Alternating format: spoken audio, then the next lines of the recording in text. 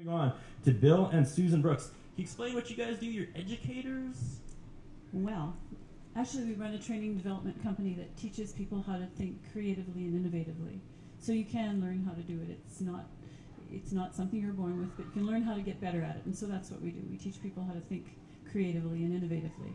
And we've ended up doing some work with the food bank. And if you ask why we got involved, because Lori and Allison challenged us to get involved. Nice. They forced you guys to think creatively. Well, they did, yeah. So that's why we got involved. I think I wanted to talk about a couple of things, and I think it's really about what it makes you do, or what it makes you think when you're hungry and tired and angry.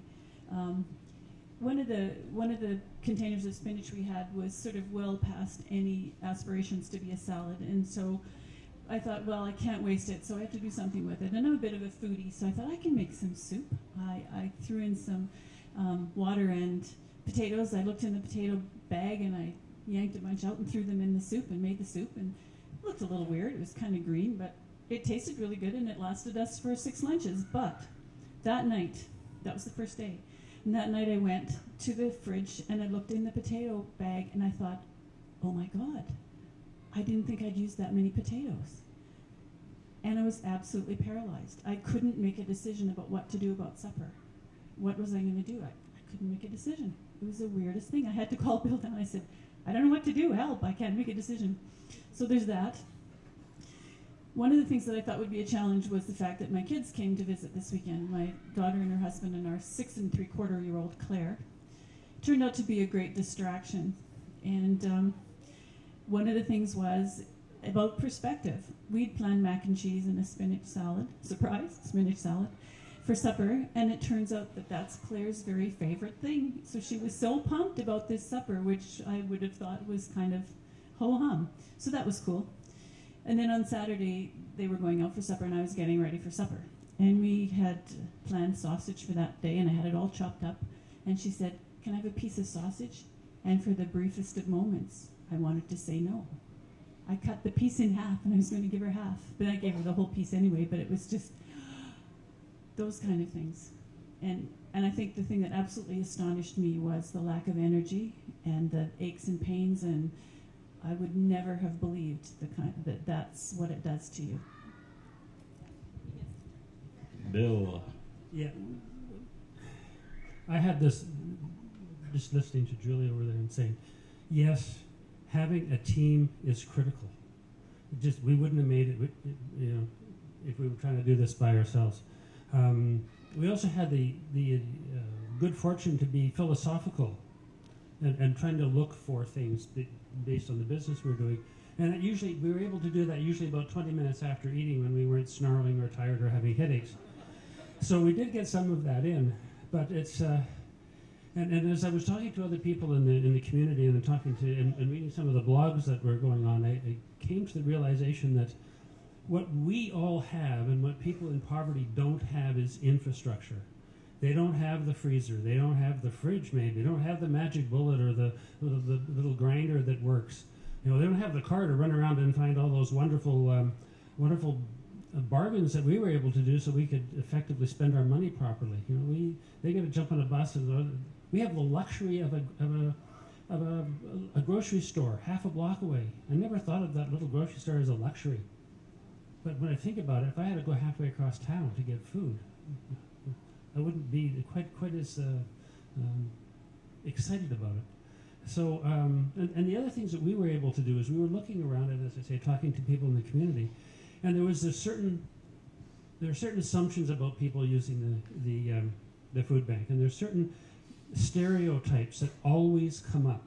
And because we've done some work with the food bank, we know that they're just balderdash.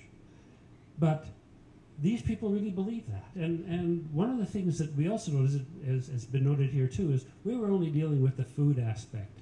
We weren't dealing with the housing, the car, all of that stuff. The drugs, I take drugs every day. I need to do that. If I could not do that, what would happen? I would be very, very nasty.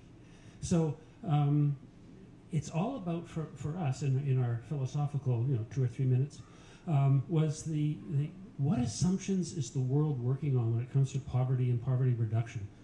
what are the assumptions they are? How are we thinking those, and how can we change those? Can we question them?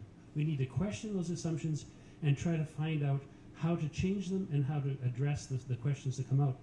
And we thought about this for a while, and the problem is very, very large. There are lots and lots of assumptions out there, and so we came up with a lot of thoughts and questions, but unfortunately, the answers are going to take the community to do it. And we hope that this community and this community will join forces and try to figure that out. Passing the mic over to the owner of Bridge City Auto, Mr. Dave Chartier. Welcome. Thanks, Curtis. We were talking back there while you were eating with a very big smile on your face, and you were saying how you noticed significant lack of energy this week. I did, and I actually tried to push myself a little harder in some of my activities, and there's no question, there's especially day 2, power was really low, and I fought through it, but it wasn't easy at all. And I made some comments, for those who don't know, if it was Lauren Mulliken coaching a kid or somebody wanting to go on to be an athlete, this isn't the life that leads to any of that. So there is no light at the end of the tunnel for kids that are living in poverty. I want to say something to Allison, Lori, Deb, Eleanor. Thank you very much for inviting me to do this. I'm always up for a challenge, and when I got involved with this, I thought I was more of a recruiter and helping them, and of all places, we went to Earl's to have them ask me to do this, and it is a great challenge.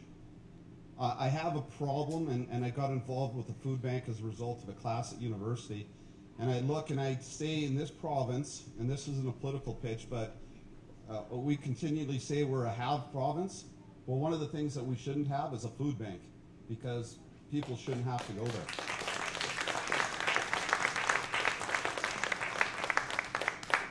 And I'll talk about the negatives. If you can see me shaking, this is, I've got the shakes a little bit, but for the last 7 days with no real nutrition, it's really exaggerated, so it's kind of bothering me a little bit.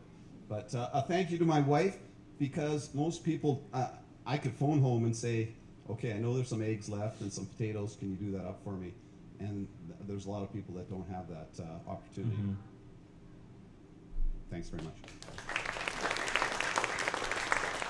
Ladies and gentlemen, Zeba Ahmad. Did I say that right, Close? Yes. Awesome. It's pretty good, actually. Thank you very, very much. What were your biggest struggles in the last 7 days? Why did it really hit you?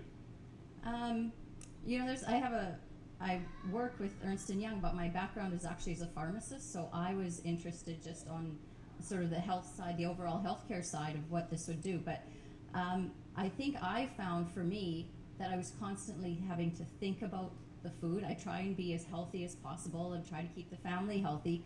So my whole life was revolving around, okay, what's going to be for breakfast, and is that going to have enough proteins and carbs? And then I go on to lunch, and I did on Sunday, I think I blogged about it, I did a 10K run, and I have to say, I felt great, but I think it's because I carved up, and I was even talking to my son who, is a little bit of an athlete, and said, okay, so I should have my carbs first, so I made sure I had extra mini bagels in the morning, and then, and I had this V8 Fusion juice, but I was keeping it and waiting I didn't open it until I started running, because I knew that had electrolytes in it. And so when I got home, and then I did my spinach, and I had my yogurt, and I had my strawberries, and I had my V8, so but it took a lot of thinking, and I hope I understand sort of healthcare, and but not everybody understands that and knows how to do that. And I think it is not just about not eating. I think it's about education and all the other issues that surround poverty. For me personally, and I said it in my blog, I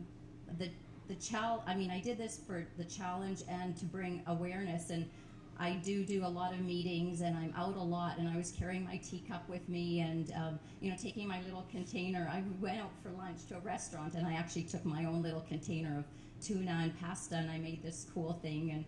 And but because we as Muslims, we fast in our Ramadan, actually the month we don't eat or drink all day, so the discipline piece for me and this is just being very honest, was not as difficult because I still got to have tea and I got to have other stuff. So, and we just finished about a month ago. So it's, you know.